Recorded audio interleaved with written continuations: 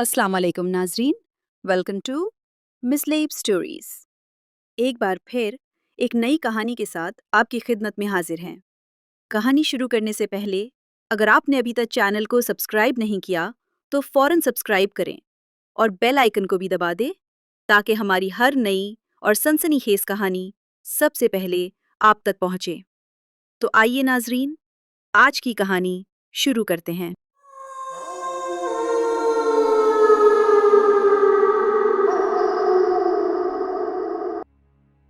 کہا جاتا ہے کچھ شہروں کے پاس صرف راستے نہیں ہوتے، کچھ شہروں کے پاس گزرے وقت کی خاموش داستان ہوتی ہے۔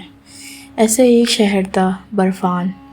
یہ کوئی مشہور جگہ نہیں تھی، نہ کوئی تاریخی قصہ، نہ کوئی فلمی چکا چوند، لیکن جو وہاں رہتا تھا اس کے لیے وہ شہر پوری دنیا تھی۔ برفان برف سے ڈھکا ہوا، ٹھنڈا، اپنے آپ میں ایک نہایت ہی خوبصورت شہر تھا، اور کبھی کبھی کچھ زیادہ ہی خاموش۔ وہاں کے لوگ بہت ہی خوشگوار، ایک دوسرے سے محبت کرنے والے تھے۔ شہر کے ایک کونے میں ایک پرانی لکیردار چھتوں والی جھوپڑی تھی جہاں رہتا تھا عرفان۔ 23 سال کا، لمبا قد، صاف رنگ، لیکن آنکھوں میں ایک روشنی تھی جو ہر اندھیرے کو توڑ دینا چاہتی تھی۔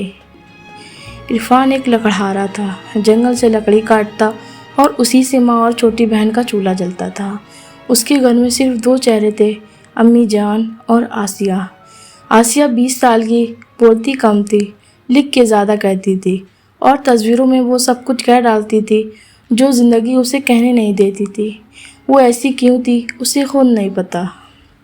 امی جان بیمار، کمزور، مگر ان کی دعاؤں میں اب تک طاقت باقی تھی۔ ایک رات جب عرفان جنگل سے لوٹ رہا تھا اور اس کے جسم میں تھکان اور انگلیوں میں برف جم گئی تھی، تبھی اس نے دیکھا ایک لڑکی، سفید دوپٹہ، لمبی سی جھیل جیسی آنکھیں، اور ایک ایسی مہک جو رخ ہوا کا بدل دیتی تھی۔ وہ بس ایک پل کے لیے رکی اور اگلے ہی لمحے غائب ہو گئی۔ صرف اس کی خوشبو اور برف میں ڈھسے ہوئے قدموں کے نشان باقی رہ گئے۔ عرفان نے زبان سے کچھ نہیں کہا، مگر اس کے دل نے اس پل کو کہانی بنا دیا تھا۔ شاید میرا وہم ہوگا کوئی۔ جب وہ گھر لوٹا تو دروازہ کھلا۔ آسیہ خاموشی سے تصویر بنا رہی تھی۔ اس نے صرف ایک بار دیکھا اور مسکرائی۔ بھوک لگی ہوگی نا بھائی آپ کو؟ میں نے روٹی گرم کی تھی۔ عرفان نے اس کے سر پر ہاتھ رکھا۔ تجھ سے بہتر تو ماں بھی نہیں۔ پھر وہ دونوں اماں کے پاس بیٹھے۔ اماں نے ہاتھوں پر دعا کا دم کیا اور عرفان نے روٹی کا پیالہ نوالا، اس کے ہاتھوں سے کھایا۔ وہ رات کسی لڑکی کی مہک سے شروع ہوئی تھی اور ماں کے ہاتھوں کے نوالے پر ختم۔ پھر عرفان نے لیمپ بجھا دیا اور پلنگ پر جا کر سو گیا، لیکن اس کی آنکھوں میں اب بھی وہ سفید دوپٹہ اور وہ جھیل جیسی آنکھیں تیر رہی تھیں۔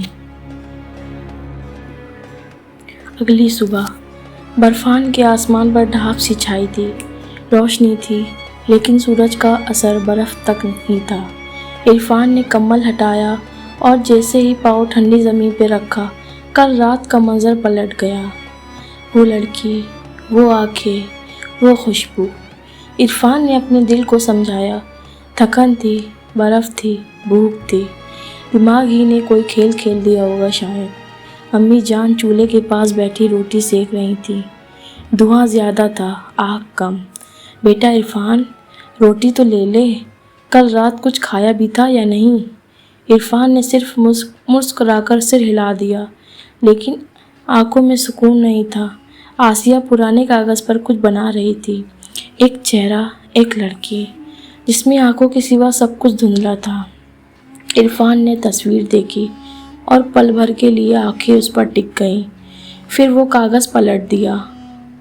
اس دن عرفان نے جنگل کا رخ نہیں کیا، نہ بازار گیا، نہ کسی آدمی سے ملا، بس پہاڑیوں کے بیچ ایک خود سے بھری تنہائی میں چلتا رہا۔ برف کے ٹکڑے اس کے جوتوں کے اندر تک گھس گئے تھے، اور ٹھنڈی ہوا اس کے لیے صرف ایک ساتھی تھی۔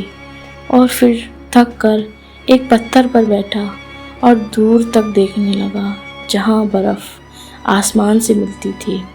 اس کے ذہن میں صرف ایک سوال تھا، وہ تھی کون اور کیوں؟ میری طرف دیکھا تھا اس نے۔ شام ڈھلتی گئی، آسمان کا رنگ نیلا سے سنہری اور پھر سنہری سے سیاہ ہو گیا۔ عرفان تب بھی وہیں بیٹھا تھا، جیسے وقت اس کے لیے رکا ہو۔ پھر تھک کر واپس لوٹ آیا۔ رات ہوئی، سب سو گئے۔ عرفان نے بھی چادر اوڑھ لی، لیکن نیند پاس نہیں آئی۔ ایک آواز، ہلکی سی ٹھنڈی ہوا کے ساتھ، پھر وہ چہرہ، پھر وہ آنکھیں، اور اس بار ایک مسکراہٹ۔ نہ خوف، نہ محبت، صرف انتظار۔ عرفان نے آنکھیں کھول دی، پسینہ اس کے ماتھے سے بہہ رہا تھا۔ یہ خواب تھا یا کچھ اور؟ اگلے کچھ دن برفان میں سب کچھ ویسے ہی چلتا رہا، وہی برف، وہی ہوا، وہی پرانی سی صبح۔ مگر عرفان کے اندر کچھ بدل رہا تھا۔ اب اس کے چہرے پہ وہ مسکراہٹ نہیں تھی، آنکھوں میں جیسے کوئی سوال پڑ رہا تھا جو اس نے کسی سے نہیں کہا، نہ امی جان سے، نہ آسیہ سے، لیکن آسیہ جیسے سب کچھ محسوس کر لیتی تھی۔ وہ روز ایک نئی تصویر بناتی اور ہر تصویر میں اس لڑکی کا چہرہ اور برف میں کوئی کونے میں ہوتا، کبھی پہاڑ کے نیچے، کبھی جنگل کے راستے میں۔ عرفان یہ تصویریں دیکھتا تھا، لیکن ہر دفعہ صرف ایک پل کے لیے، پھر چپ چاپ وہ کاغذ واپس ٹیبل پہ رکھ دیتا تھا۔ اس نے کبھی آسیہ سے پوچھا نہیں کہ اس نے یہ تصویر کہاں سے دیکھی، کیا اس نے بھی اس لڑکی کو دیکھا تھا، یا پھر یہ سب صرف اس کے سپنوں کا اثر تھا۔ ایک دن عرفان اپنی کلہاڑی لے کر جنگل گیا لکڑی کاٹنے۔ وہ جانتا تھا کہ اس رات کے بعد اس جگہ سے گزرنے سے دل گھبراتا ہے، لیکن آج جیسے کسی نے اس کے قدم وہیں موڑ پر روک دیے، پہاڑوں کے ایک موڑ پر جہاں پہلی دفعہ اس لڑکی کو دیکھا تھا۔ وہ رک گیا۔ برف زمین پر تھی اور ہر طرف خاموشی، لیکن تبھی ہوا میں ایک مہک اٹھی اور عرفان نے دیکھا وہ تھی اسی سفید دوپٹے میں، اور اس کی پیٹھ عرفان کی طرف تھی۔ اس کا لمبا قد، لہراتے بالوں کے نیچے ایک چاند سا چہرہ چھپا ہوا تھا۔ اس کے قدم کے پاس پھولوں جیسی برف، اور ہر حرکت میں ایک روحانی سا نور تھا۔ عرفان کی کلاڑی ہاتھ سے چھوٹ کر برف میں گر گئی۔ اس نے چپ رہ کر اس لڑکی کی طرف قدم بڑھائے، لیکن جیسے ہی وہ اس کے قریب گیا، ہوا نے ایک جھٹکے میں دوپٹہ اڑا دیا، اور عرفان نے بس ایک جھلک دیکھی، ایک نرم روشن چہرہ جس میں آنکھوں کی گہرائیاں تھیں، جیسے کسی دریا کی ترویوں میں چھپی ہوتی ہے۔ اگلے ہی پل وہ غائب ہو گئی، صرف ایک سرسراہٹ اور برف میں چمکتے قدم۔ عرفان نے آس پاس دیکھا، تبھی کچھ چمکا۔ برف میں ایک چھوٹی سی چوڑی، پتلی لیکن نقشوں سے بھری ہوئی تھی۔ اس نے چوڑی اٹھائی اور دیکھا، کچھ لکھا تھا، لیکن برف نے اس لکھاوٹ کو چھپا دیا تھا۔ اس نے چوڑی اپنے جیب میں رکھی اور واپس گھر لوٹ آیا۔ رات کو سب سو رہے تھے۔ عرفان نے چوڑی کو دھو کر دیکھا، اور پھر اس کی سانس رک گئی۔ چوڑی پر ایک نام تھا، محروق۔ محروق۔ عرفان نے چوڑی پر لکھا ہوا یہ نام 2 بار پڑھا، لیکن اس کی سمجھ میں نہیں آیا کہ یہ نام اس کے لیے کیوں اتنا گہرا محسوس ہو رہا ہے۔ رات کے 1 بج چکے تھے، گھر میں سب سو رہے تھے، صرف چولہے کی راکھ میں ہلکی سی تپش باقی تھی۔ عرفان نے وہ چوڑی اپنے تکیے کے نیچے رکھ دی اور آنکھیں بند کر کے سوچنے لگا، لیکن خوابوں نے اس سے پہلے ہی اس کا ساتھ چھوڑ دیا تھا۔ اس رات اس نے کوئی خواب نہیں دیکھا، صرف ایک عجیب سی الجھن محسوس ہو رہی تھی، جیسے کوئی اس کے دل کے اندر کچھ کہنا چاہتا ہو، مگر الفاظ اس تک پہنچ نہیں پا رہے تھے۔ اگلی صبح عرفان نے ماں کے لیے دوائی لینے کا سوچا، لیکن اس دفعہ اس کی جیب میں پیسے تھے، جبکہ اسے یاد تھا کہ کل تک جیب خالی تھی۔ اس نے امی سے پوچھا نہیں، صرف ایک بار آسیہ کی طرف دیکھا، اور آسیہ چپ سی ایک ہلکی مسکراہٹ کے ساتھ اس کی طرف دیکھ رہی تھی۔ پھر جیسے ہر روز اس نے ایک اور تصویر بنائی، لیکن اس بار تصویر میں ایک روشن سا مکان تھا، جس میں ایک کونے میں شہزادی جیسی ایک لڑکی بیٹھی تھی، سفید جھالروں والا دوپٹہ، اور سامنے ایک لڑکا لڑکی کا چہرہ جو عرفان سے ملتا تھا۔ عرفان نے پوچھا، آسیہ یہ تم نے کہاں سے دیکھا؟ آسیہ نے صرف دھیرے سے کندھے ہلائے اور تصویر کا کونا موڑ کر چھپا دیا۔ عرفان کچھ دیر چپ رہا، پھر بنا کچھ کہے گھر سے نکل گیا۔ جنگل کے راستے میں عرفان ہر موڑ پر رک رک کے دیکھتا رہا، جیسے کسی کی تلاش میں ہو۔ اچانک سے ایک موڑ پہ اس کی نظر ایک پرانے درخت پر گئی، جہاں کبھی پہلے نہیں گیا تھا۔ وہاں کچھ مرجھائے پھول تھے اور ان کے درمیان ایک لکڑی کی چھوٹی سی پیتی رکھی تھی۔ عرفان نے دھیرے سے پیتی کھولی۔ اس کے اندر ایک کاغذ تھا جس پر پرانی سی اردو میں لکھا تھا، محروق، وہ جو ان لوگوں میں سے ہے جو انسانی بستیوں کے پاس رہتے ہیں مگر دکھائی نہیں دیتے۔ عرفان نے کاغذ ترنت بند کر دیا۔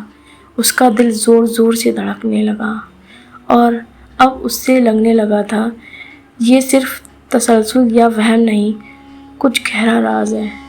اس رات عرفان نے آسیہ کی ایک اور تصویر دیکھی۔ اس بار ایک جھیل تھی اور جھیل کے بیچ میں ایک نقش دار چوڑی جس کے پاس دو ہاتھ تھے، ایک عرفان کا اور دوسرا ایک لڑکی کا۔ اس نے اس کے ہاتھ گرد ہلکا سا دھند کا گہرا بنا تھا۔ عرفان نے تصویر دیکھی اور کہا، آسیہ یہ کیسا منظر ہے؟ آسیہ نے دھیرے سے جواب دیا، وہ کہہ رہی تھی وہ واپس آئے گی بھائی، جب وقت ٹھیک ہوگا۔ عرفان نے آنکھیں بند کر لی اور ایک گہری سی سانس بھرا۔ اس کے اندر کچھ تو تھا جو کہنا چاہتا تھا مگر رکا ہوا تھا۔ اس دن کے بعد گھر میں سب کچھ دھیرے دھیرے بہتر ہونے لگا۔ امی کی طبیعت زیادہ سنبھل گئی، گھر کے لیے کچھ ضروری چیزیں مل جاتی تھی اور آسیہ نے پہلی بار کسی سے کھل کر بات کرنا شروع کیا۔ کسی سے مطلب کس سے؟ لیکن عرفان خود دن بہ دن زیادہ اداس اور گمسم رہنے لگا۔ اس کے ذہن میں صرف ایک نام تھا، محروق، اور اس کے دل میں ایک سوال، کیا محروق انسانوں میں سے ہے یا کسی اور دنیا سے، یا پھر صرف میرے خیالوں میں ہے؟ وہ یہی سوچ میں ڈوبا ہوا تھا اور شام ہونے کو تھی، سورج دھیرے دھیرے ڈھل رہا تھا۔ برف زیادہ گہری ہونے لگی تھی۔ برفان کی چھتوں پر، زمین پر، درختوں تک سب کچھ سفید چادر سے ڈھک گیا تھا۔ شہر میں لوگ اب کم دکھائی دیتے تھے، سبھی اپنے گھروں میں بند تھے، جیسے ہوا سب کچھ کہنا چاہتی ہو لیکن کوئی سنتا نہیں۔ عرفان دن بھر لکڑی کاٹ کر لاتا، لیکن اب اس کا دھیان صرف کام میں نہیں رہتا تھا۔ وہ روز اس پرانے درخت کے پاس جاتا جہاں اسے پیتھی ملی تھی، اور برف میں جیسے کوئی اس کے آنے کا انتظار کرتا ہو۔ ایک رات جب سب سو رہے تھے، عرفان چپکے سے گھر کے پچھلے دروازے سے باہر نکلا۔ ہاتھ میں مشال تھی لیکن اس کے چہرے پر صرف سوچ تھی۔ وہ وہی پہاڑی راستہ تھا جہاں سے وہ اکثر لکڑی کاٹ کر لاتا تھا، لیکن اس دن ہوا میں ایک اجنبیت تھی۔ برف گر رہی تھی لیکن بے آواز، اور ہوا ایک پرانی سی صدا بن کے عرفان کے کان میں گونج رہی تھی، وقت ہو گیا ہے واپس آنے کا۔ عرفان رک گیا۔ اس نے مشال زمین پر گاڑ دی اور پلٹ کر دیکھا، کوئی نہیں تھا، لیکن پھر اس کی آنکھوں کے سامنے وہی سفید دوپٹہ برف میں ہلکے سے ہلاتا نظر آیا۔ اس کا دل زور سے دھڑکنے لگا اور پہلی بار محروق پورے وجود کے ساتھ اس کے سامنے تھی۔ لیکن یہ محروق ایک عام لڑکی نہیں تھی، اس کا وجود کسی شہزادی سے کم نہیں لگ رہا تھا۔ سفید جھلروں والا دوپٹہ، ریشم سی چال اور آنکھوں میں ایک ایسی روحانی چمک جو کسی انسان کے بس کی بات نہیں تھی، جیسے وہ جناتوں کی دنیا سے آئی ایک شہزادی ہو جسے ہوا بھی چھونے سے پہلے سوچتی ہو۔ محروق نے کسی ایک جھکی نظر سے عرفان کو دیکھا اور کہا، تم نے مجھے پکارا نہیں لیکن میں سن سکتی تھی، ہر بار تمہارے دل کی آواز۔ عرفان نے کچھ کہنا چاہا لیکن زبان جیسے بند ہو گئی تھی، صرف اتنا کہہ پایا، تم ہو کون اور کہاں چلی گئی تھی اس دن کے بعد؟ محروق نے مسکرا کر کہا، میں وہیں تھی جہاں لوگ ہوتے ہوئے بھی دکھائی نہیں دیتے۔ میں ان میں سے ہوں جنہیں نام نہیں دیے جاتے لیکن سمجھا نہیں جاتا۔ عرفان سمجھ گیا کہ یہ کوئی عام مخلوق نہیں ہے، لیکن ڈر کے بجائے اس کے دل میں سکون تھا، جیسے کسی پرانی یاد سے مل رہا ہو۔ محروق اس کے پاس سے گزری اور اس کے کندھے پر ہاتھ رکھ کر کہا، تمہاری ماں کی طبیعت، آسیہ کی تصویریں، سب کچھ تمہارا نہیں عرفان، وہ میرا بھی حصہ ہے۔ میں دیکھ رہی ہوں تم لوگوں کو صرف دور سے۔ آسیہ میری بہن جیسی ہے اور تمہاری امی جان میری ماں جیسی۔ عرفان نے پوچھا، کیا تم انسان ہو؟ محروق نے آنکھوں میں نمی لے کر کہا، انسان ان کو کہتے ہیں جو صرف زندہ ہوتے ہیں، میں تو صرف محبت میں بندھی ہوئی ایک مخلوق ہوں جسے محبت نے انسان کے قریب لا دیا۔ برف اور گہری ہونے لگی۔ محروق نے ایک قدم پیچھے لیا، مجھے جانا ہوگا عرفان، لیکن اگر تم چاہو میں واپس آ سکتی ہوں، لیکن صرف اس صورت میں جب تمہارے دل میں کوئی ڈر نہ ہو مجھ سے۔ عرفان نے پہلی بار اپنی آنکھیں اس کی آنکھوں سے ملائیں اور کہا، میں تم سے ڈرتا نہیں ہوں محروق، لیکن میں خود سے پوچھتا ہوں، کیا میں اس راستے پر چل سکتا ہوں جہاں لوگ ساتھ نہیں دیتے؟ اس لمحے محروق مسکرائی اور ایک دم سے برف کی ہوا میں گھل گئی، لیکن برف میں ایک نیا نقش رہ گیا تھا۔ آسیہ کی بنائی ایک اور تصویر جو عرفان کے بغل میں ملی، اس میں ایک جھولے پہ دو سائے تھے، ایک عرفان کا، ایک دوسرا جس کا چہرہ اب دھند میں چھپا تھا۔ عرفان نے وہ تصویر اٹھائی اور گھر واپس آیا۔ گھر میں ابھی بھی آسیہ اور ماں سو رہی تھیں۔ عرفان بھی ایسے لیٹ گیا جیسے وہ وہاں سے اٹھ کر کہیں گیا ہی نہ ہو۔ صبح کی روشنی اب بھی برف کے پیچھے دبی دبی سی تھی۔ عرفان نے آنکھ کھولی تو ایسا لگا جیسے کل رات کا سب کچھ ایک خواب تھا، لیکن تکیے کے پاس ایک جھالروں والا سفید دھاگا پڑا تھا، وہی دھاگا جو محروق کے دوپٹے کے کنارے لگا تھا۔ اس نے دھیرے سے اس دھاگے کو اٹھایا اور چھپا کر اپنی جیب میں رکھ لیا۔ گھر میں سب کچھ ٹھیک تھا، لیکن ایک چیز بدل گئی تھی، وہ تھا عرفان خود۔ اب اس کے چہرے پر ایک گہری سوچ تھی اور آنکھوں میں وہ سکون نہیں تھا جو کل تھا۔ وہ آسیہ کے پاس گیا، دیکھا وہ ایک نئی تصویر بنا رہی تھی۔ تصویر میں ایک جنگلی دروازہ تھا۔ اس دروازے کے ایک طرف عرفان کھڑا تھا اور دوسری طرف ایک لڑکی کا سایہ، لیکن اس دفعہ اس نے پیچھے دو اور سائے بھی تھے۔ عرفان نے تصویر پکڑ کے پوچھا، یہ کون ہے آسیہ؟ یہ جو اس کے پیچھے دو سائے ہیں۔ آسیہ نے صرف اتنا کہا، وہ کہتی ہے، سب کچھ آپ نہیں سمجھو گے ابھی۔ عرفان کا دل دھڑکنے لگا اور وہ سوچ میں پڑ گیا کہ آسیہ کی تصویر اور اس کی باتیں۔ اس نے تصویر فولڈ کر لی اور چپکے سے نکل گیا۔ راستے میں جیسے ہی وہ پہاڑی کے موڑ پر پہنچا، ایک ٹھنڈی سی لہر ہوا کے ذریعے اس کے چہرے سے ٹکرائی اور پھر محروق اس کے سامنے تھی، بالکل ویسے ہی جیسے کل تھی، لیکن اس بار اس کے چہرے پر مسکان نہیں، ایک درد تھا اور آنکھوں میں تھوڑا خوف۔ میں واپس نہیں آئی ہوں عرفان، میں لائی گئی ہوں۔ عرفان نے حیرانی سے پوچھا، کیا مطلب؟ تمہاری مرضی نہیں تھی؟ محروق نے آنکھوں میں آنسوؤں کو روک کر کہا، جس دنیا سے میں ہوں وہاں محبت ایک گناہ سمجھا جاتا ہے اور انسانوں سے رشتہ اختیار نہیں، خطا مانا جاتا ہے۔ عرفان نے آگے بڑھ کر اس کے ہاتھ پکڑنا چاہا، لیکن محروق کے پیچھے ہاتھ ہٹا کر کہا، نہیں عرفان، اب یہ رشتے خطرناک ہو چکے ہیں۔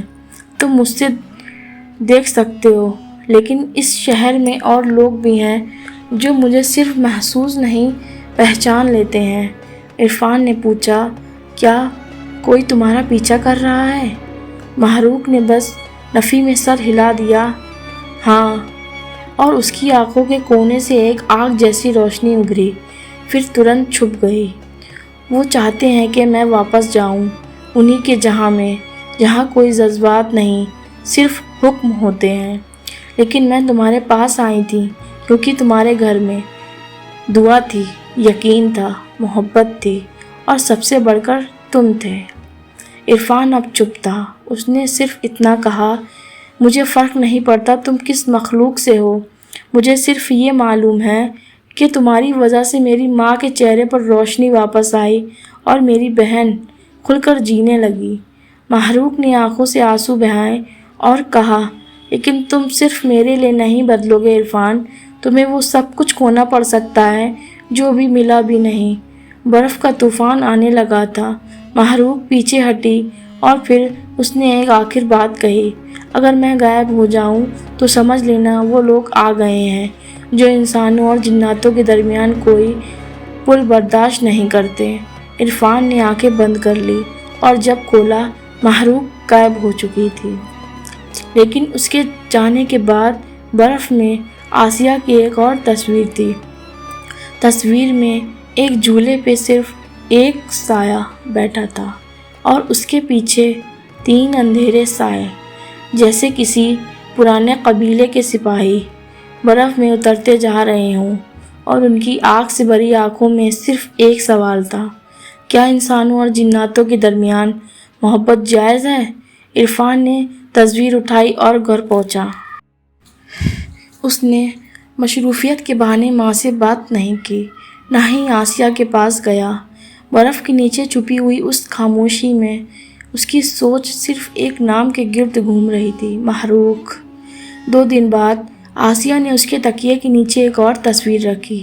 تصویر میں ایک برف سے بنے محل کا دروازہ تھا اور اس کے سامنے ایک طاقتور جن کے سرہانے لہر رہا تھا ایک لال پرچم، اور اس پرچم پر آگ اور چاند کا نشان تھا۔ اس کے نیچے محروق جھکی ہوئی تھی اور اس کے سامنے کھڑا تھا ایک اور جن، چوڑا سینہ، کالی آنکھیں اور نرمی سی بالکل خالی چہرہ۔ عرفان نے تصویر کو دیکھا اور آسیہ سے کہا، یہ کون ہے اور محروق اس کے سامنے جھکی کیوں ہے؟ آسیہ نے صرف اتنا کہا، وہ کہہ رہی تھی، میں کسی اور کے نام لکھی جا چکی ہوں، لیکن میرا دل اس کے پاس نہیں، کسی اور کے پاس بھی ہے بھائی۔ اس رات عرفان نے پہلی بار دعا مانگی، یا اللہ، اگر وہ جن ہے تو کیا ہوا، دل تو اس کے پاس بھی ہے، اور اگر انسان ہونا صرف نام کا ہے تو محبت کا اصلی مطلب سمجھ میں نہیں آتا۔ اس تک میری آواز پہنچ جائے، اگر وہ چاہے تو واپس آ جائے۔ صبح کے وقت جب عرفان چولہے میں لکڑی ڈال رہا تھا، ایک ٹھنڈی لہر، ایک روشنی، اور پھر محروق اس کے سامنے تھی، لیکن اس دفعہ وہ اکیلی نہیں تھی۔ اس کے پیچھے ایک بہت بوڑھا جن تھا، اور سر پر چاندی جیسی روشنی، اور آنکھوں میں صدیوں کا علم چھپا ہوا تھا۔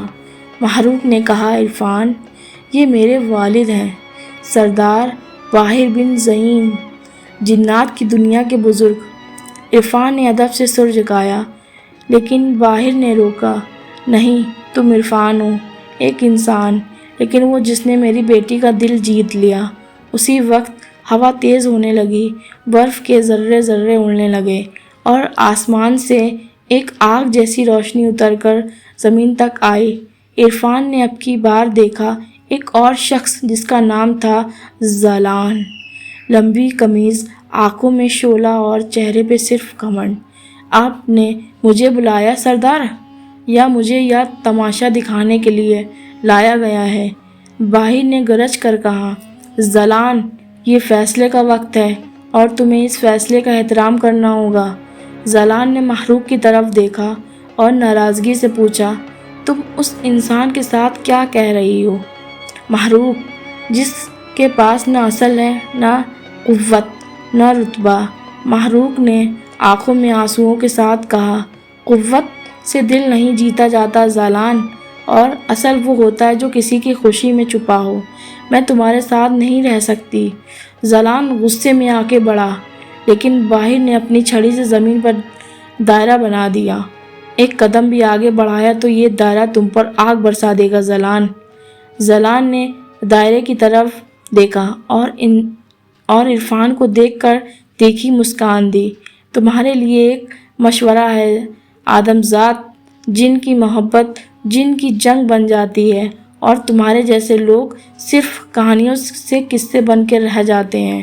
عرفان یہ سب بہت مشکل سے برداشت کر پا رہا تھا اور تھوڑا ڈر بھی رہا تھا، یا پھر اس نے ہمت باندھتے ہوئے زالان کو جواب دیا، اگر تمہاری کہانی میں محبت ہو تو وہ قصہ بن کر بھی یادگار ہوتی ہے۔ میں محروق کے ساتھ ہوں، چاہے انجام کچھ بھی ہو۔ زالان چلایا، تم نے مجھے رسوا کیا محروق، اپنی نسل، اپنے قبیلے کو بے عزت کیا۔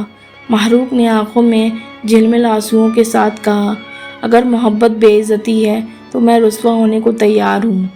باہر نے دائرے کی طرف اشارہ کرتے ہوئے محروق کو عرفان سے کہا، یہ دائرہ ایک امتحان ہے، جو اس میں قدم رکھے گا اس کے دل کی سچائی سب کو نظر آئے گی، لیکن یاد رکھو زالان کی آنکھیں ہر جگہ ہیں اور اس کا انتقام بے رحم ہوتا ہے۔ عرفان نے محروق کی طرف دیکھا اور کہا، محروق تم تیار ہو؟ محروق نے سر ہلایا اور دائرے میں قدم رکھا۔ عرفان نے بھی پیچھے سے ہاتھ بڑھایا اور محروق نے ہاتھ پکڑ کر عرفان کو دائرے میں کیا۔ اسی وقت یہاں یک آسمان میں بجلی چمکی، برف اٹھی اور دور کہیں زالان کی گونج اٹھی، یہ جنگ اب تم دونوں کے چنی ہے، اب دیکھو اس کا انجام کیا ہوگا۔ یہ کہتا ہوا زالان وہاں سے نکل گیا۔ برف کی ہوا اب تیر بن چکی تھی، آسمان برف میں بجلیوں کا رقص تھا اور زالان کی گونج برفان کے پہاڑوں تک سنائی دے رہی تھی۔ یہ جنگ اب تم دونوں نے چنی ہے، اب دیکھو اس کا انجام کیا ہوگا۔ سردار باہر نے اپنا عصا زمین پر مارا اور برف میں ایک نیلا دائرہ ابھر آیا، جس میں سے ایک روشنی نکلی اور آسمان کی طرف چلی گئی۔ یہ روشنی میرے قبیلے کا پیغام ہے، جہاں جہاں میرے ساتھی ہوں گے وہاں سے وہ پہنچ جائیں گے۔ محروق نے عرفان کا ہاتھ تھاما اور کہا، عرفان اب تم نہیں جا سکتے، اس جنگ میں تمہارا ہونا ضروری ہے۔ عرفان نے بس اتنا کہا، اگر تم یہ جنگ لڑ رہی ہو تو میں تمہارے ساتھ ہوں۔ اچانک زمین کا دائرہ گھومنے لگا اور عرفان، محروق، باہر تیزی سے اس میں گرتے چلے گئے۔ کچھ پل بعد جب آنکھیں کھلی تو سب کچھ بدل چکا تھا۔ جنوں کی دنیا، رقص دھرتی، آسمان نیلا نہیں سرخی میں ڈبویا ہوا تھا، زمین جیسے سینے پر رقص کرتی آگ ہو، اور آس پاس عجیب مخلوقات، لمبی روشن آنکھوں والی جنات سردار باہر کے حکم سے ایک طرف کھڑی تھی، لیکن دوسری طرف زالان کا قبیلہ کالے لباس میں آگ سے گھرا ہوا، اور ان کے بیچ زالان خود، چوڑا سینہ، آنکھوں میں بجلی، اس کی سانسوں سے برف پگھل رہی تھی۔ زالان نے محروق کو دیکھ کر چیخا، تم میری ہو محروق، تم پر صرف میرا حق ہے۔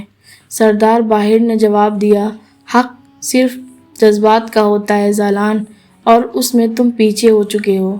زالان کی آنکھوں میں آگ ابھری، اس نے اپنا ہاتھ اٹھایا اور آسمان میں ایک سنہری نشان بن گیا، تو پھر جنگ سہی، جس دن عرفان کو زمین چھو لی تم سب مٹ جاؤ گے۔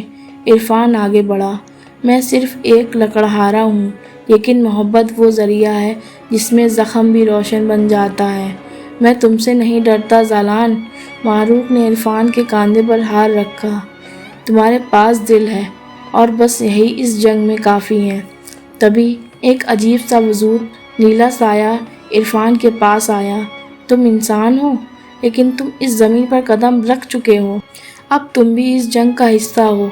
جنگ کی شروعات ہونے والی ہے، دو قبیلے، دو روحانی طاقتیں، محبت اور گھمنڈ کے بیچ کی جنگ۔ تبھی دور کہیں ایک تصویر زمین پر گرتی ہے، آسیہ کے نام کے کمرے میں اس کے ہاتھ سے ایک تصویر چھوٹ جاتی ہے، اس میں ایک محل، ایک آگ، ایک پرچم اور ایک آواز جو صرف اس کے ذہن میں گونجتی ہے، وقت آ گیا ہے یاد کرنے کا، تم کس سے ہو اور کس کے لیے بنی ہو۔ آسیہ ہوش میں آتی ہے، اس کی آنکھوں میں پہلی بار نیلا نور چمکتا ہوا۔ وہ دیوار کے پاس جاتی ہے جہاں بچپن سے اپنی بنائی ہر تصویر چھپا رکھی تھی۔ ہر تصویر اب اس سے کچھ کہتی ہیں، جسے وہ صرف رنگ سمجھتی تھی، وہ اصل میں یادوں کے نقش تھے۔ ایک ایک کر کے سب یادیں واپس آتی ہیں، ایک روشنی سے بھرا محل، ایک خوفناک شہزادہ، ایک بزرگ جن کا چہرہ اور ایک نام، باہر بن زعیم۔ آسیہ دھیرے سے کہتی ہے، وہ میرے والد ہیں۔ تو پھر میں انہی کے قبیل سے ہوں، لیکن مجھے انہوں نے کیوں چھوڑ دیا تھا؟ اس وقت اس کی آنکھوں سے آنسوؤں کی جگہ ایک روشنی کا چھوٹا سا قطرہ نکلتا ہے اور اس کے ہاتھ تصویر سے نہیں، روحانی نور سے بھر جاتے ہیں۔ برفان کے شہر میں جہاں ذلان اپنے قبیلے کے ساتھ قدم رکھ چکا تھا، عرفان، محروق اور باہر ایک روشنی کے انتظار کر رہے تھے، اور تبھی ایک چمک، ایک لہر اور ایک آواز، میں آئی ہوں، لیکن صرف جنگ کے لیے نہیں، فیصلہ کرنے کے لیے کہ میں کس طرف ہوں۔ سب نے پلٹ کر دیکھا۔ آسیہ، ایک روشنی میں لپٹا ہوا جسم، اس کے کندھوں پر پرچم جیسا دوپٹہ اور آنکھوں میں ایک عجیب سا وقار۔ باہر نے آنکھوں میں پرچم کے آثار لیے کہا، تم زعیم کے خون کی آخری بقایا ہو بیٹا۔ محروق نے حیرانی سے کہا، زعیم کے خون؟ یعنی میری بہن؟ اور عرفان تو ہکا بکا رہ گیا یہ دیکھ کر، اور اس کے منہ سے صرف ایک ہی بات نکلی، اسی لیے تم میرے ساتھ ہونے والے واقعے کی تصویر بناتی تھی، کیونکہ تم کسی اور جہاں کی ہو۔ آسیہ نے عرفان کی طرف دیکھا اور نام آنکھوں سے کہا، بھائی۔ ذلان دور سے انہیں دیکھ کر چیختا ہے، تو یہ ہے تمہارا اصلی رنگ؟ تم ہم سے ہو کر آدم ذات کی مدد کرنے آئی ہو، میرے دشمن کے ساتھ ہو گئی۔ آسیہ صرف اتنا کہتی ہے، رشتوں کا فاصلہ صرف خون سے نہیں ہوتا ذلان، کبھی کبھی انسانیت جن سے بھی بڑی ہوتی ہے۔ جنگ کا میدان تیار تھا، لیکن اب دو قبیلوں کے بیچ نہیں، دو سوچ کے بیچ جنگ تھی، ایک طرف غرور اور دوسری طرف محبت، وفاداری اور سچائی۔ ذلان اپنے قبیلے کے ساتھ لال پرچم کے نیچے اور سردار باہر روحانی نور میں محروق کے ساتھ ایک طرف کھڑے تھے۔ ذلان نے آگ کا دائرہ بنایا، لیکن سردار باہر نے اپنا نوری عصا اٹھایا۔ ذلان، بس کرو، اگر تم اب بھی نہیں رکے تو یہ جنگ تمہاری بربادی بن جائے گی۔ ذلان غصے میں چلایا، تو ہونے دو، میں اس محبت کو جلا کے راکھ کر دوں گا۔ عرفان نے محروق کا ہاتھ پکڑا اور دائرے کے بیچ کھڑا ہو گیا۔ آسیہ نے اپنی کتاب کھولی اور ایک نورانی کلمہ پڑھا۔ ذلان کی آگ کا دائرہ ایک دم سے پلٹ گیا اور اسی میں وہ قید ہونے لگا۔ ذلان چلایا، آسیہ رک جا، میں لیکن اس کی آواز دھند میں گم ہو گئی اور ذلان ایک نوری دائرے میں قید ہو گیا۔ ذلان کے قید ہونے کے بعد قبیلے دو حصوں میں بٹ گئے۔ سردار باہر نے کہا، عرفان، اب یہ دائرہ تمہاری حفاظت میں ہے، جب تک وقت نہ چاہے یہ کھل نہیں سکتا۔ محروق نے عرفان سے کہا، تم سے محبت صرف جذبات نہیں، یہ جنگ تھی جسے ہم نے جیت لیا۔ عرفان نے اس کا ہاتھ پکڑا، اگر جیت یہی ہوتی ہے تو میں ہر دن ہارنے کو تیار ہوں۔ آسیہ کچھ دور چلی گئی تھی، اس کے اندر کا نور دھیرے دھیرے کم ہو رہا تھا، اس کی پیٹھ سے ایک پرچم کا سایہ اتر رہا تھا۔ اس نے عرفان کی ماں کے پاس آ کر کہا، اماں، میں کیا اب بھی آپ کی ہوں؟ ماں نے اس کا سر چوم کر کہا، بیٹا، تیرا وجود ہمارے گھر کی روشنی بن چکا ہے، باقی سب بس راز ہیں۔ آسیہ نے بس اتنا کہا، اگر وقت نے اجازت دی تو میں پھر آؤں گی۔ عرفان نے اس کو روکنا چاہا، لیکن آسیہ کہا، مجھے اپنا فرض نبھانا تھا صرف بھائی، اور میں ہمیشہ آپ لوگوں کے پاس ہوں۔ جب بھی میری یاد آئے مجھے بس آنکھیں بند کر کے ایک بار میرا نام لے لینا۔ اور وہ ایک نور لہر کے ساتھ ہوا میں گم ہو گئی۔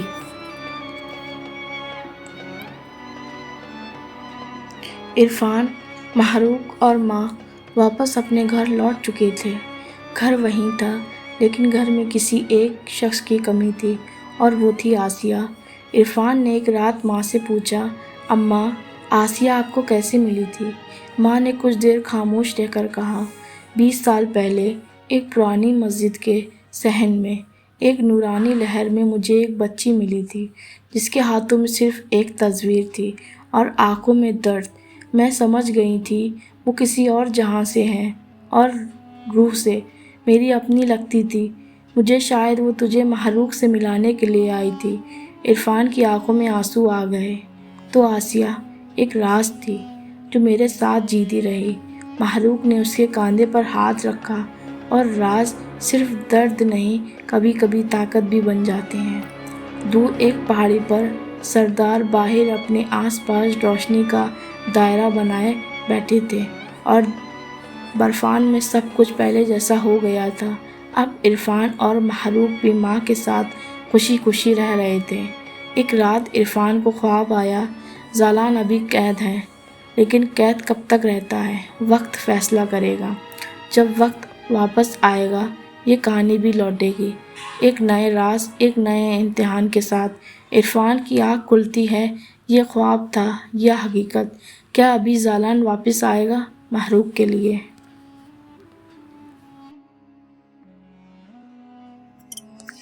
اور اسی کے ساتھ ختم ہوتی ہے برفان کے برف سے لپٹی ایک اور خاموش داستان۔ کومنٹس باکس میں ضرور بتائیں اسٹوری آپ کو کیسی لگی۔ چینل کو سبسکرائب اور ویڈیو کو لائک شیئر کرنا نہ بھولیں۔ ملتے ہیں جلد ایک نئے شہر، نئے راز کے ساتھ۔ تب تک کے لیے اللہ حافظ۔